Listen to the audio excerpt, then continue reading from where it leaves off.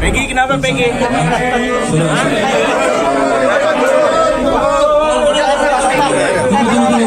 Agar tertib, tunggu sabar. Kenapa ganti identitas? Ya. Kenapa ganti lobby? Keadaan saya itu. Silakan. Jadi nama gaul saya tidak pernah melakukan pembunuhan itu. Ini fitnah. Saya rela mati.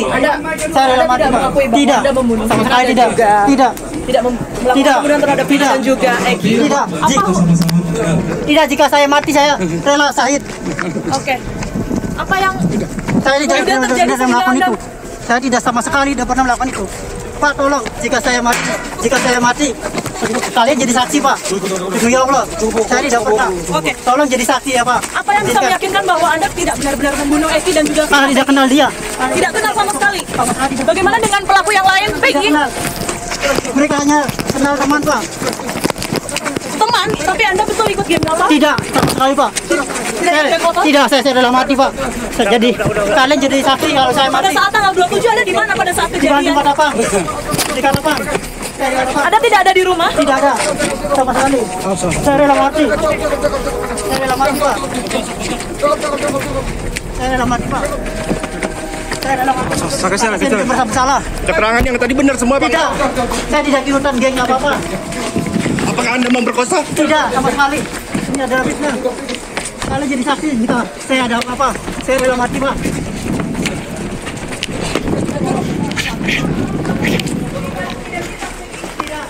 Anda betul Peggy Setiawan? Iya, Usia Anda berapa? 28 sekarang. Saya rela mati. Sampai sini, Bu. Tunggu. Udah, Ibu. Peggy mungkin ada yang mau disampaikan ke orang tua dan juga masyarakat lain. Oke. Itulah pernyataan Peggy atau Peron setelah Polda Jabar melakukan rilis. Ia menyangkal terlibat dalam kasus ini. Ia menyangkal disebut sebagai anak geng motor dan juga tidak mengenal dari dua korban yaitu Vina dan Eki. Nah, yang dikatakan Linda juga Linda mengaku tidak mengenal Peggy. Tapi Pak Ugro mungkin melihat tadi apa yang disampaikan oleh Peggy, seperti apa pandangannya? Jadi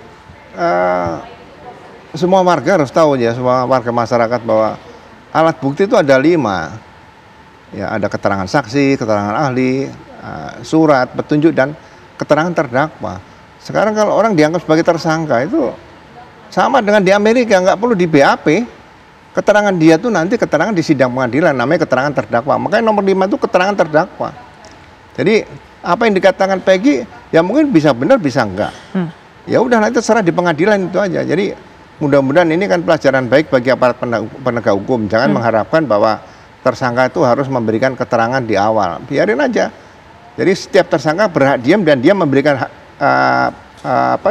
pernyataan nanti di depan sidang pengadilan. Kalau sudah seperti itu kan, ya ini sebenarnya KUHAP ini karya agung tahun 81 yang harusnya dihormati semua, itu aja. Baik, Pak Ugro mengatakan tadi harusnya dibentuk tim khusus ini. Artinya juga kemungkinan dari Kapolri juga memberikan perintah kasus ini dibuka kembali penyidikannya. Sehingga kemudian tadi salah satu puzzle mungkin yang belum ketemu ini bisa membuka rangkaian seperti apa kronologi pada saat itu. Begitu, Pak? Iya, jadi sama dengan tahun 99 kan ada pembunuhan 3 anggota dari United Nations, dari UNSCR, dari masalah pengungsi di daerah Belu, Atambua. Jadi ya Kapolri kan sensitif seperti itu, Pak Bimantoro waktu itu bentuk tim khusus. Ya waktu itu ada Pak Kuris Mere, ada Pak Indra Ditanos, saya Hendro, semuanya datang ke situ melakukan penyidikan, dibantu oleh Polda dan Polres tempat. Jadi setelah ditemukan pelakunya, indikasi dari saksi sudah ditemukan, ya kan, korban golongan darahnya adalah A, B, dan O. Ya kan? Tapi setelah ditemukan parang yang dari tersangka, diperiksa di laboratorium forensik, ternyata AB.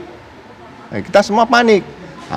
Kita sampaikan ke lapor Polri kan, tolong dicek ini bagaimana, diperiksa dengan ahli DNA. Kita juga seperti tidak masuk akal kalau parang itu setelah kena darah korban A kemudian B menjadi AB, karena ditemukan di parang AB. Nah, ini jadi barang bukti di sidang pengadilan. Jadi Satgas yang dibentuk ini dalam rangka kasus Vina ini menurut saya ada Satgas lengkap, ada Propam di situ, bagaimana dia bisa mendengar keterangan anggota-anggota waktu itu, kemudian dari dokter forensik, psikologi, kemudian dari Bareskrim sendiri, ya pimpinlah seorang komisaris besar itu yang kira-kira kalau berhasil ya promosikan jadi Brigjen atau Satwasat jadi Kapolri. Orang ini kan punya prestasi luar biasa kalau bisa mengungkap kasus ini seperti itu.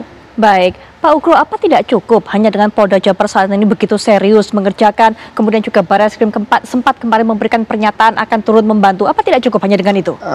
Tidak cukup dengan kata-kata, ini harus didokumentasikan melalui operasi khusus kepolisian. Anda melihat action yang dilakukan pihak kepolisian belum cukup, sepak terjangnya belum cukup ini serius saat ini? Harus dilengkapi dengan operasi khusus kepolisian dengan biaya tertentu dan mungkin biaya paling besar.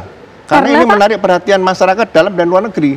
Gitu. Ini ujiannya kan integritas Polri di masyarakat dan di dunia gitu aja. Saya tertarik seperti ini karena ya kita Bayangkara Tua kan tidak boleh mati. Ugro Seno boleh mati, tapi Bayangkara Tua nggak boleh mati. Melihat kasus ini ya saya mohon Pak Kapolri segera bentuk tim khusus saja. Di situ turunkan bisa sebulan, 2 bulan sampai kasus ini terungkap. Anda juga menyebutkan seharusnya ada propam juga di dalam tim tersebut. Apakah ini juga untuk memeriksa bahwa penyidik-penyidik yang bertugas pada saat itu lalai, tidak melakukan tugasnya dengan baik pada saat itu? Begitu Pak? Bisa juga ini kan masuk kasus obstruction of justice. Kalau nanti dalam pemeriksaan baru ada yang mengaku, ya Pak, dulu ada kami lupa menghilangkan barang bukti misalnya gitu, atau disuruh menghilangkan.